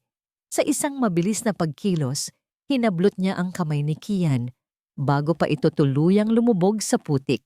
Buong lakas niya itong hinila pataas. Ang kanyang mga kuko ay bumaon sa lupa. Hindi alintana ang hapdi. Nang mailigtas niya ang bata, niyakap niya ito ng mahigpit. Ngunit nang siya ay tumayo, ang babaeng nakatayo doon ay hindi na ang Lira na laging nakayuko at nalilito. Ang kanyang mga mata ay naging kasing tigas ng bakal. Ang kanyang likod ay naging matuwid. Ang ulan na bumabasa sa kanya ay tila naging korona ng isang reynang nagbabalik mula sa kamatayan. Lumapit ang leader ng mga Goons, ang lalaking may peklat sa kilay, habang may hawak na batuta. Aba, matigas ka talaga ha? Sabi ko sa'yo, gigibain namin to. Inihanda ng lalaki ang kanyang kamay para saktan si Ili. Ngunit bago pa man ito makalapit, isang mabilis na anino ang humarang. Si Leo. Ang kanyang mga kamao ay nakakuyom. Ang kanyang mga mata ay nakatitig sa kalaban, handang itaya ang buhay para sa babaeng mahal niya. Leo, huwag! Ang malamig at autoridad na boses ni Ili ang nagpatigil sa lahat. Napalingon si Leo. Sapat na ang isang tingin para malaman niyang nagbago na ang lahat. Ang babaeng nasa harap niya ay hindi na ang Lira na kailangang protektahan. Ang nakita niya ay si Elizara Alonso Lacson, ang matapang na CEO na minahal niya mula sa malayo. Humarap si Eli sa leader ng mga goons. Ang kanyang boses ay tila kulog na bumasag sa ingay ng makina. Tawagan mo si Nestor, utos ni Eli. Sabihin mo sa kanya, ang lupang kinatatayuan niyo ay hindi sa Lacson Group. Ito ay pag-aari ng isang holding company na nakapangalan sa akin bago ko pa siya makilala. At sabihin mo rin sa kanya. Huminto siya. Ang bawat salita ay may dalang lason. Ang mga patay ay hindi laging nananatili sa ilalim ng lupa. Minsan, bumabangon sila para maningil. Natigilan ng lalaki. Ang awtoridad sa boses ni Eli ay hindi pwedeng pekein. Ang mga bulldozer ay tumigil sa pag-ungol na tila ba natakot din sa presensya ng babaeng ito. Lumingon si Eli kay Leo. Sa gitna ng ulan, ang kanilang mga mata ay nagtagpo. Walang kailangang sabihin. Alam ni Eli na alam ni Leo ang lahat. Attorney Santillan, tawag ni Eli sa tunay na pangalan ni Leo. Salamat sa pagbabantay sa akin habang ako ay tulog. Pero ngayon, gising na ako at kailangan nating bumalik sa Maynila. Hinawakan ni Leo ang kamay ni Eli, isang hawak na puno ng respeto at pangako. Handa na ang lahat, Ma'am Eli. Hinihintay ko lang na tawagin mo ako. Sa dilim ng gabi, sa gitna ng wasak na bahagi ng baryo, isang bagong digmaan ang nagsimula. Ang mga traidor sa Maynila ay kasalukuyang nagdiriwang, ngunit hindi nila alam na ang kanilang kumpas ay malapit nang matapos. Ang reyna ay nagbabalik, at ang kanyang galit ay mas matindi pa sa bagyong nagdala sa kanya sa dalampasigang ito. Minsan, ang pinakamalakas na sandata ay hindi ang galit, kundi ang pananahimik ng isang taong akala mo ay wala na. Iyan ang unang pangungusap na isinulat ni Elizara sa isang pirasong papel habang nakaupo siya sa loob ng isang ligtas na bahay sa labas ng Quezon. Ang kanyang mga kamay ay hindi na nanginginig. Ang bawat salita ay isinulat niya ng may diin. Ang dulo ng ballpen ay tila tumatagos sa papel, tulad ng kanyang pagnanais na tumagos sa puso ng mga nagtaksil sa kanya. Isang araw na ang nakalipas mula nang mabawi niya ang kanyang alaala. Kasama niya sina Nanay Isabel at Kian sa safe house na inihanda ni Leandro. Ang lugar na ito ay malayo sa karangyaan ng kanyang mansyon, ngunit mas ligtas ito kaysa sa anumang pader na ipinatayo niya noong siya ay bulag pa sa katotohanan. Pumasok si Leandro sa silid. May dalang tray ng kape at ilang mga folder. Tumigil siya sa pintuan, sandaling pinagmasdan si Eli. Ibang-iba na ang aura nito, kahit suot pa rin nito ang simpleng puting t-shirt. Ang paraan ng kanyang pag-upo at ang talim ng kanyang tingin ay bumalik na sa dating Elizara Alonzo, ang babaeng tinitingala sa mundo ng negosyo. Ito na ang mga kailangan mo, Ma'am Eli, sabi ni Leandro habang inilalapag ang mga folder. Ang lahat ng bank statements ni Nestor at Clarice mula noong nawala ka, ang mga iligal na transaksyon nila sa kumpanya, at ang listahan ng mga tauhan na binayaran nila para manahimik. Tiningnan ni Eli ang mga dokumento. Isang mapait na ngiti ang gumuhit sa kanyang mga labi. Salamat, Leo. O dapat ba kitang tawaging attorney? Bahagyang ngumiti si Leandro, may bahid ng hiya. Leo na lang, Eli. Kung ano ang nakasanayan mo sa baryo. Napatigil si Eli. Lumingon siya kay Leandro. Ang kanyang paningin ay lumambot ng bahagya. Bakit mo ginawa ito? Bakit mo ako hinanap ng walang humpay, kahit ang buong mundo ay naniniwalang patay na ako? Humakbang palapit si Leandro. Ang distansya sa pagitan nila ay sapat na para maramdaman ang init ng bawat isa. Dahil ang utang na loob ko sa'yo noong binigyan mo ako ng scholarship ay naging higit pa sa obligasyon, Eli.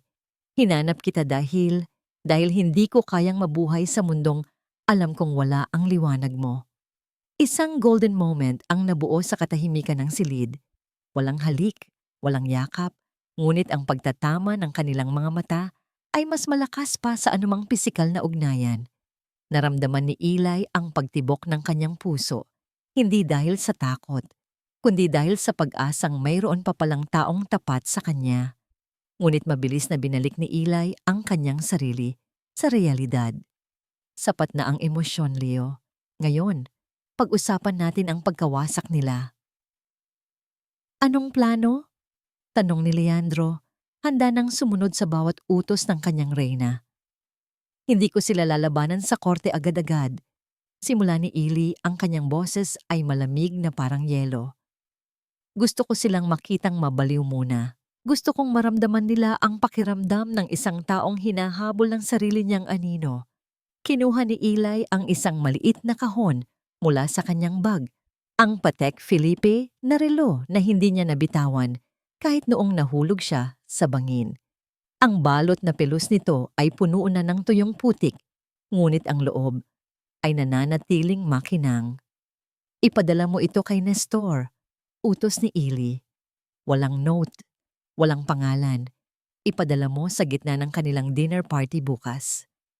Sa Maynila, ang mansyon ng mga Alonso Lacson ay puno ng ingay at tawanan. Nagdiriwang sina Nestor at Clarice dahil sa matagumpay nilang pag-seal ng deal para sa bagong resort. Ang mga bisita ay puro mga alta sosyedad, humihigop ng mamahaling alak at kumakain ng lechon. Para sa bagong hari at reyna ng Lacson Logistics, sigaw ng isang bisita at nagtaasan ang mga baso ng champagne. Si Nestor ay nakangiti, ngunit ang kanyang mga kamay ay bahagyang nanginginig. Hindi pa rin maalis sa kanyang isip ang litratong natanggap niya mula sa Quezon. Pinapaniwala niya ang sarili na baka kahawig lang yun ni Eli o baka guni-guni lang ng kanyang nakonsensyang isip. Isang kasambahay ang lumapit at inabutan siya ng isang maliit na box. "Sir, may nag-iwan po sa gate. Para daw po sa inyo." "Sino?" tanong ni Nestor. "Hindi nagpakilala, sir. Nakasuot lang po ng itim na jacket at naka-helmet." Dahan-dahang binuksan ni Nestor ang kahon sa harap ng mga bisita. Inaasahan niyang isa itong mamahaling regalo mula sa isang business partner. Pero nang makita niya ang laman, ang kanyang dugo ay tila naging yelo sa kanyang mga ugat. Ang relo. Ang mismong relo na hawak ni Eli noong huli niya itong makita sa Quezon. Ang relong alam niyang dapat ay nasa ilalim na ng dagat kasama ng bangkay ng kanyang bayaw. "Nestor? Bakit namumutla ka?" tanong ni Clarice. Lumapit ito at sumilip sa kahon. Nang makita ang relo, napatili ang babae at nabitawan ang kanyang baso. Ang tunog ng nabasag na kristal sa sahig ay tila isang hudyat ng kamatayan. Sa gitna ng kasiyahan, ang lahat ng bisita ay natahimik, nakatingin sa mag-asawang tila nakakita ng multo. Hindi maaari ito." Nanginginig na bulong ni Nestor. Tumingin siya sa paligid. Pakiramdam niya ay may mga matang nakatingin sa kanya mula sa dilim ng hardin. Sa labas ng gate ng mansyon, nakatayo ang isang itim na sasakyan na may tinted na salamin. Sa loob nito, nakaupo si Eli. Nakatingin sa liwanag ng mansyong dati ay kanya.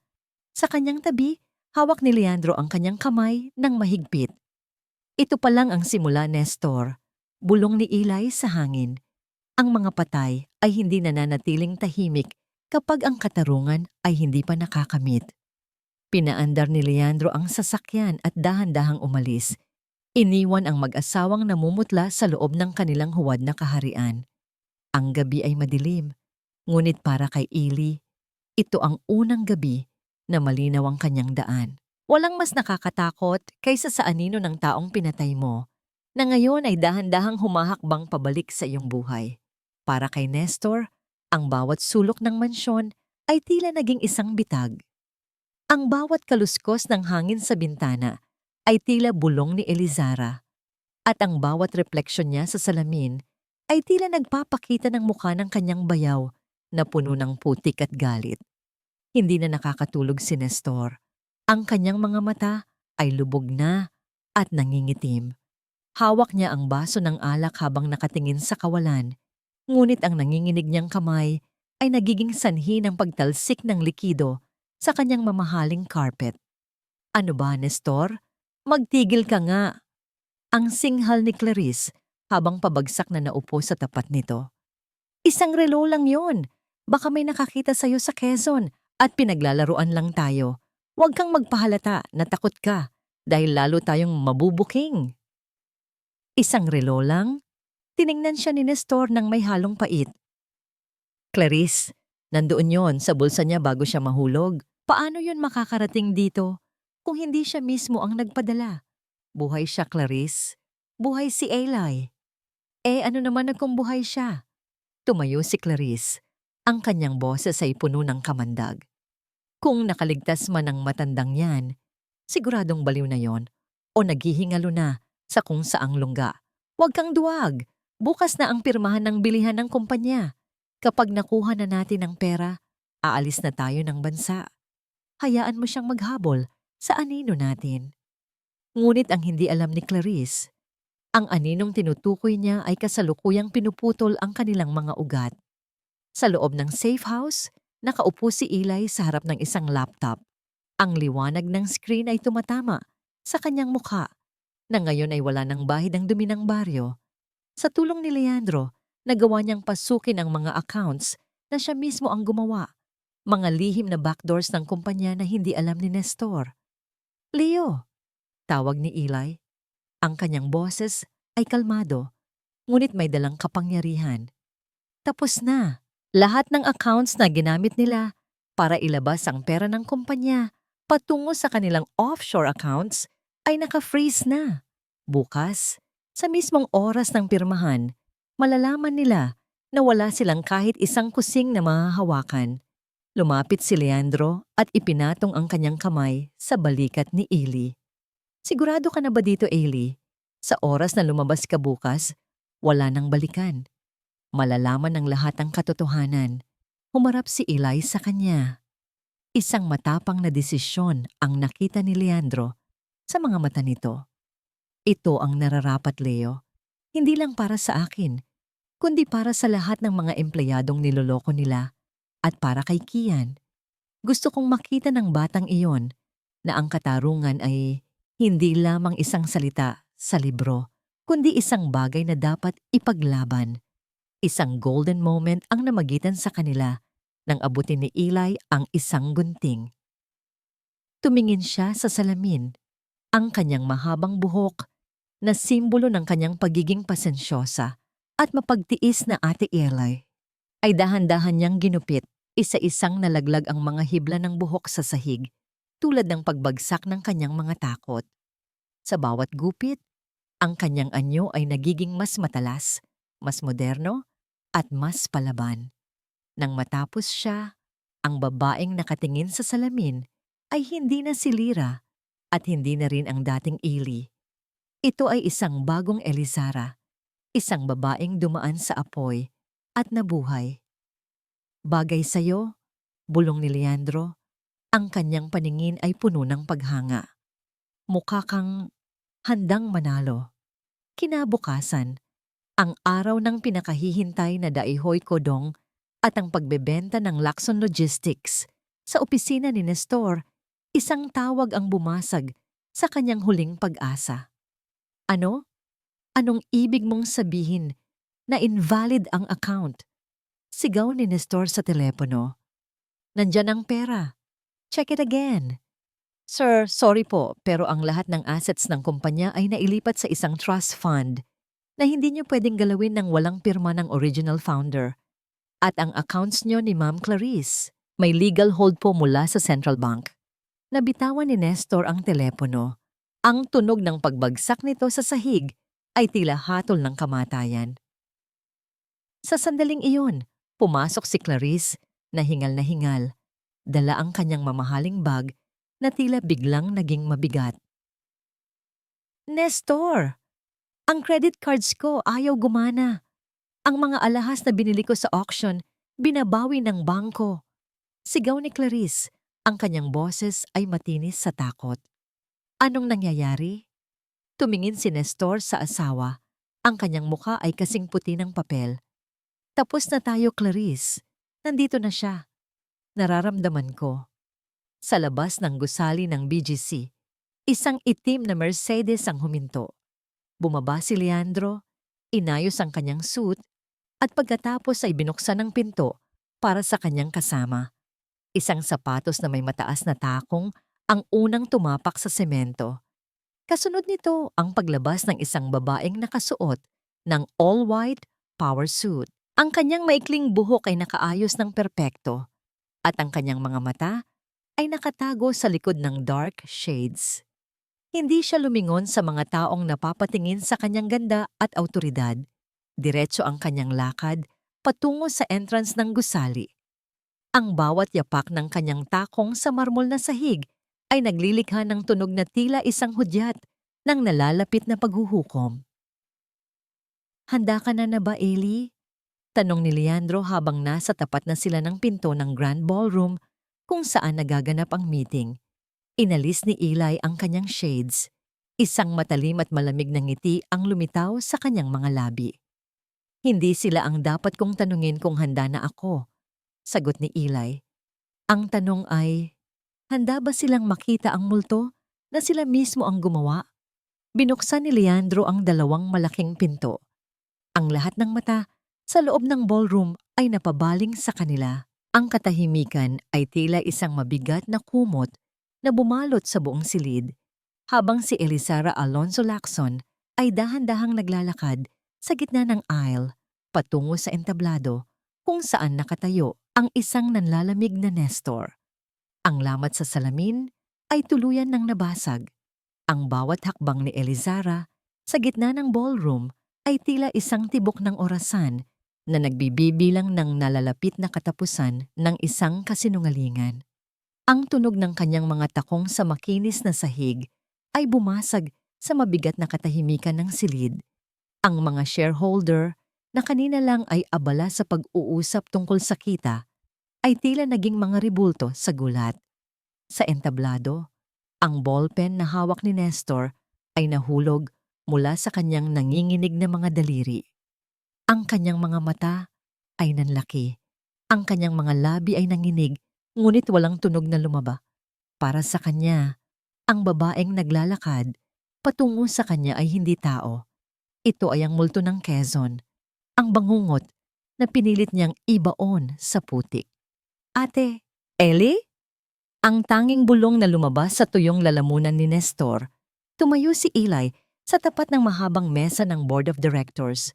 Inalis niya ang kanyang shades at tinitigan si Nestor ng diretso. Ang talim ng kanyang paningin ay tila humihiwa sa bawat hibla ng pekeng tapang ng kanyang bayaw. "Mukhang nakakita ka ng multo, Nestor."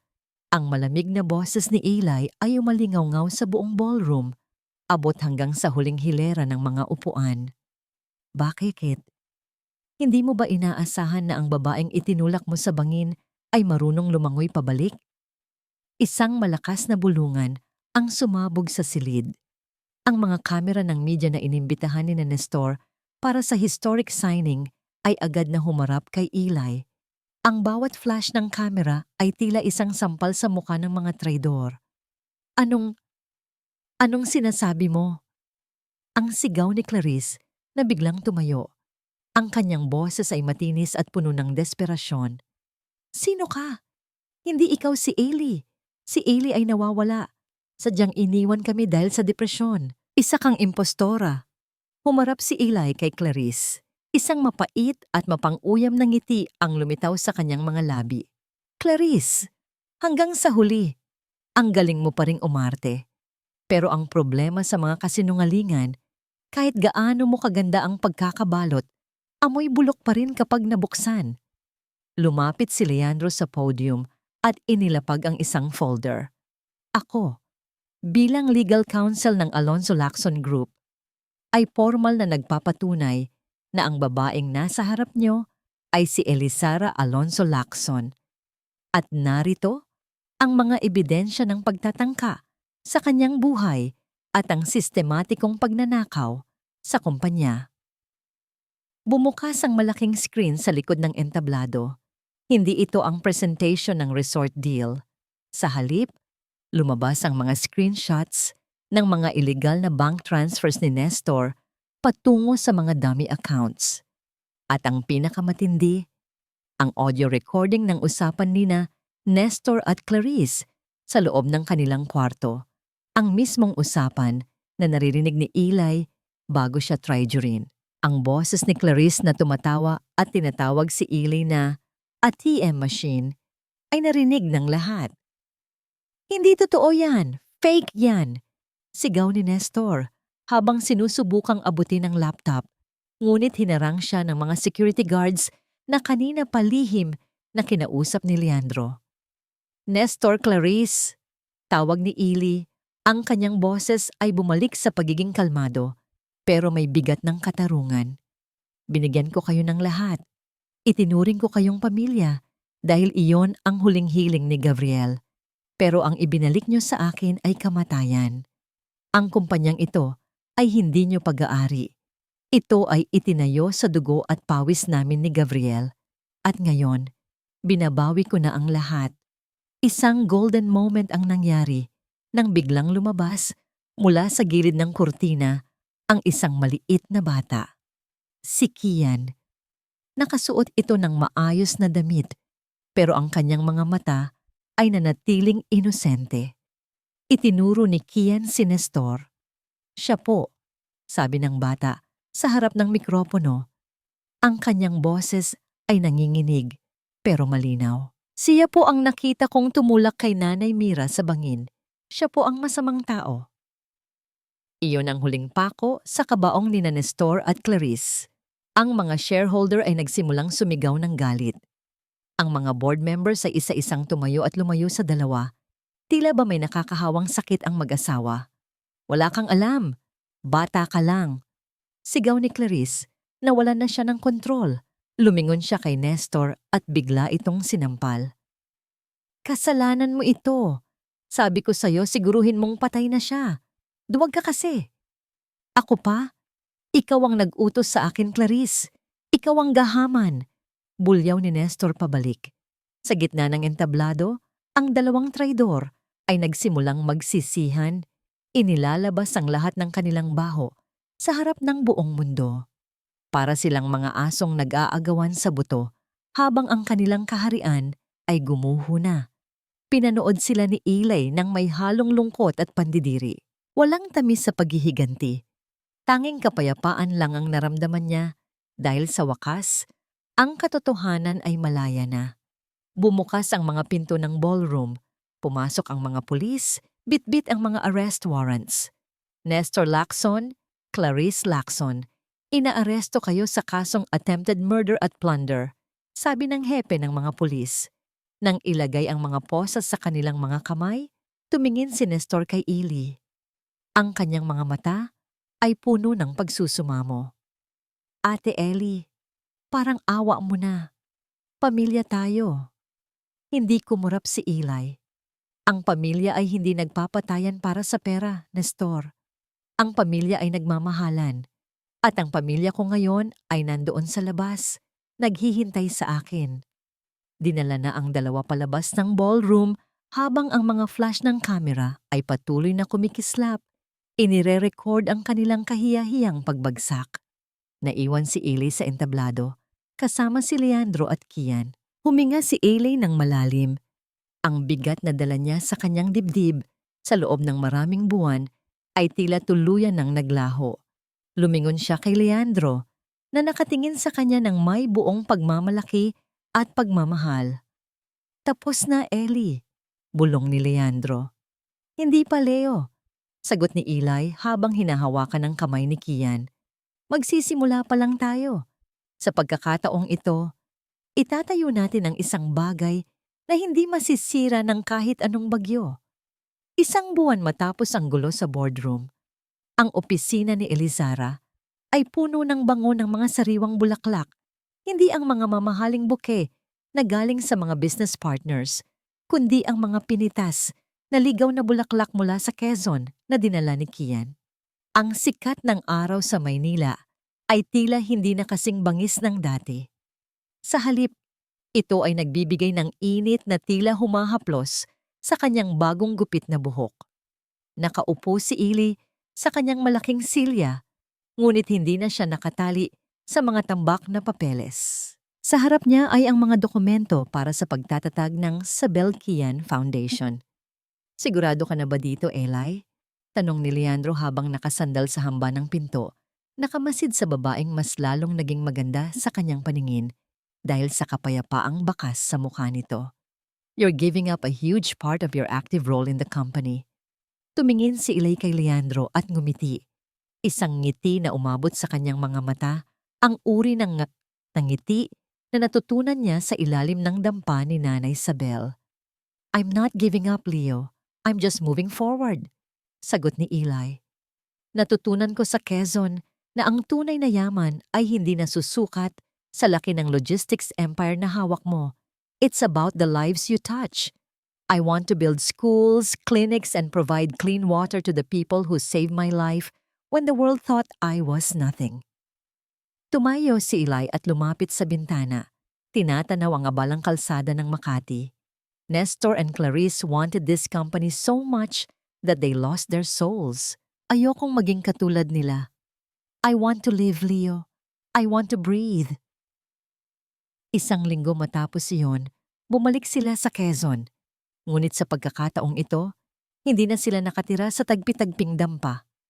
Isang maliit ngunit matibay na bahay ang ipinatayo ni Ailey sa tabi ng dagat. Malapit sa kalsada para madaling makarating ang tulong medikal para kay Nanay Isabel. Nakaupo si Nanay Isabel sa isang tumba-tumba sa beranda, nakabalot ng kumot at dahan-dahang humihigop ng mainit na tsaa. Ang kanyang ubo ay nawala na at ang kanyang mga pisngi ay muling nagkaroon ng kulay. Si Kian naman ay abala sa paglalaro sa buhanginan. Suot ang kanyang bagong school uniform, handang-handa na para sa unang araw ng klase sa paralang ipinatayo ni Eli. "Ineng, hindi ko akalain na ang lira na pinulot namin sa Pampang ay isang reyna pala." Biro ni Nanay Isabel habang nakatingin kay Eli na kasalukuyang nag-aayos ng mga lambat kasama ang mga mangingisda. Lumapit si Eli at humalik sa pisngi ng matanda. "Wala nang reyna dito, Nay. Anak niyo lang po ako." Nang lumubog ang araw, kinulayan ng ginto at lila ang langit. Naglakad si Ailey at Leandro sa Pampang. Ang tunog ng mga alon na humahampas sa kanilang mga paa ay tila isang oyayi na nagpapatulog sa mga sakit ng nakaraan. Huminto si Leandro at hinawakan ang dalawang kamay ni Ailey. Sa ilalim ng naglalabing-labing na mga bituin, ang kanyang mga mata ay puno ng katapatan. "Ellie, noong nahanap kita sa sanglaan, nangako ako sa sarili ko na hinding-hindi na kita bibitawan," bulong ni Leandro. "Hindi ko kailangan ng CEO. Hindi ko kailangan ng mayamang Elizara. Ang kailangan ko ay ang babaeng nagturo sa akin na kahit sa gitna ng unos, may pag-asa pa ring sumisibol." Kinuha ni Leandro ang isang simpleng singsing mula sa kanyang bulsa. Hindi ito brilyante. Ito ay isang singsing na may disenyong tila hinabing mga dahon ng sampagita. Simple ngunit puno ng kahulugan. "Will you let me be part of your new beginning?" tanong ni Leandro. Ang kanyang boses ay puno ng pagsusumamo at pagmamahal. Naramdaman ni Eli ang pag-init ng kanyang mga mata. Sa lahat ng mga kontratang pinirmahan niya, ito ang pinakaimportante. Hindi niya kailangan ng mansyon o marangyang kasal. Ang kailangan niya ay ang lalaking naniwala sa kanya noong siya ay isang lira lang na walang pangalan. "Yes, Leo. 1,000,000 beses na yes," sagot ni Eli. Isang marahang dampi ng labi ni Leandro sa kanyang noo ang nagtatak sa kanilang pangako. Isang golden moment na tila nagpahinto sa takbo ng mundo. Niyakap ni Eli si Leandro ng mahigpit. Isinusubsob ang kanyang mukha sa balikat nito. Nilalanghap ang amoy ng dagat at ang amoy ng kaligtasan. Sa di kalayuan, narinig nila ang tawag ni Kian. "Nanay Mira, Tito Leo, kain na po tayo." Natawa si Eli at Leandro. Naghawak kamay silang naglakad pabalik sa maliit na bahay na puno ng liwanag. Ang bawat hakbang nila sa buhangin ay mabilis na binubura ng alon, ngunit ang bawat alaala ng kanilang pagmamahalan ay mananatiling nakaukit sa kanilang mga puso. Ang bagyo ay natapos na, ang sugat ay naghilom na, at sa dulo ng dalampasigan, ang isang bagong buhay ay nagsisimula. Isang buhay na hindi binuo ng pera, kundi ng pag-ibig, katarungan, at tunay na pamilya. 3 taon ang mabilis na lumipas, tulad ng banayad na agos ng tubig sa batis na hindi na muling bumabalik sa pinagmulan, kundi patuloy na dumadaloy patungo sa mas malawak na karagatan. Sa baybayin ng Quezon, hindi na lamang mga dampa ang makikita. Nakatayo na doon ang Sabelkian Learning Center, isang gusali na yari sa matibay na kahoy at semento, kung saan ang ingay ng mga batang nag-aaral ay mas malakas pa sa hampas ng mga alon. Sa tapat nito, isang maliit na rebulto ng isang matandang babaeng may bitbit na lampara ang nakatayo. Isang pagpupugay kay Nanay Isabel, na payapang pumanaw 1 taon na, ang nakakalipas habang may ngiti sa mga labi at hawak ang kamay ni Eli. Sa loob ng isang selda sa correctional facility sa Maynila, ang katahimikan ay tila isang mabigat na parusa. Nakaupo si Nestor sa isang sulok, ang kanyang mga mata ay walang buhay habang nakatingin sa rehas. Wala na ang kanyang mamahaling suit, wala na ang kanyang kapangyarihan. Si Clarice naman, sa kabilang panig ng pasilidad, ay patuloy na nakikipag-away sa mga kapwa bilanggo. Hindi pa rin matanggap na ang kanyang kagandahan ay hindi makakabili ng kalayaan. Ang kanilang kasakiman ang naging sarili nilang bilangguan, mas matindi pa sa mga pader na nakapaligid sa kanila. Para kay Eli, ang balita tungkol sa dalawa ay hindi na nagdudulot ng galit. Isang umaga, habang tinitignan niya ang mga lumang litrato, naramdaman niya ang isang kamay na pumatong sa kanyang balikat. "Iniisip mo pa ba sila?" tanong ni Leandro. Ang kanyang asawa ay mas lalong naging kagalang-galang tignan, ngunit ang lambing sa kanyang boses kapag kausap si Eli ay hindi kailanman nagbago. Umiling si Eli at sumandal sa dibdib ni Leandro. "Hindi na, Leo. Natutunan ko na ang pagpapatawad ay hindi para sa kanila, kundi para sa sarili ko. Pinatawad ko na sila dahil ayaw kong bitbitin ang bigat ng nakaraan sa mundong binuo natin. Masaya na ako, Leo. Sa wakas, payapa na ang puso ko." Lumabas sila sa beranda ng kanilang bahay. Nakita nila si Kian, na ngayon ay isang matangkad na binatilyo na, habang tinutulungan ang mga mangingisda na iangat ang kanilang mga huli. Si Kian ay hindi lamang naging anak sa turing ni Eli, kundi siya ang naging paalala na ang tunay na pamilya ay pinipili, hindi lamang basta idinidikta ng dugo. "Nanay Mira, Tatay Leo, halika na po, luto na ang tinola." Sigaw ni Kian habang kumakaway. Natawa si Eli. "Nanay Mira, yun ang pangalang mas mahalaga sa kanya kaysa sa anumang titulo sa kumpanya. Sa baryong ito, siya ang takbuhan ng mga nangangailangan, ang sandigan ng mga nawawalan ng pag-asa. Dito, siya ay muling isinilang." Bago pumasok sa loob, huminto sandali si Eli at tumingin sa malawak na dagat. Ang amoy ng sampagita mula sa kanyang garden ay humahalo sa alat ng hangin. Naalala niya ang gabing nahulog siya sa bangin. Ang gabing akala niya ay katapusan na ng lahat, ngunit iyon pala ang simula ng kanyang tunay na buhay. Ang bayhawk na iniwan ng kanyang paglalakbay ay malinaw. Ang buhay ay parang dagat. May mga panahong ito ay malupit at mapanganib, na tila lalamunin ka ng mga alon ng pagtataksil at hirap. Ngunit kung hahayaan mong gabayan ka ng pag-ibig at katotohanan, lagi kang itatabi ng alon sa dalampasigan kung saan ka nararapat. Ang tunay na tahanan ay hindi ang mansyong may matataas na pader, kundi ang lugar kung saan malaya kang magmahal at mahalin ng walang takot. Hinawakan ni Leandro ang kamay ni Eli at magkasabay silang pumasok sa loob ng bahay kung saan naghihintay ang mainit na pagkain at ang tunay na pamilyang binuo ng tadhana. Sa labas, ang araw ay dahan-dahang lumubog. Nag-iiwan ng isang gintong guhit sa abot-tanaw, isang pangako na bukas. Ang liwanag ay muling sisikat, mas maliwanag at mas puno ng pag-asa.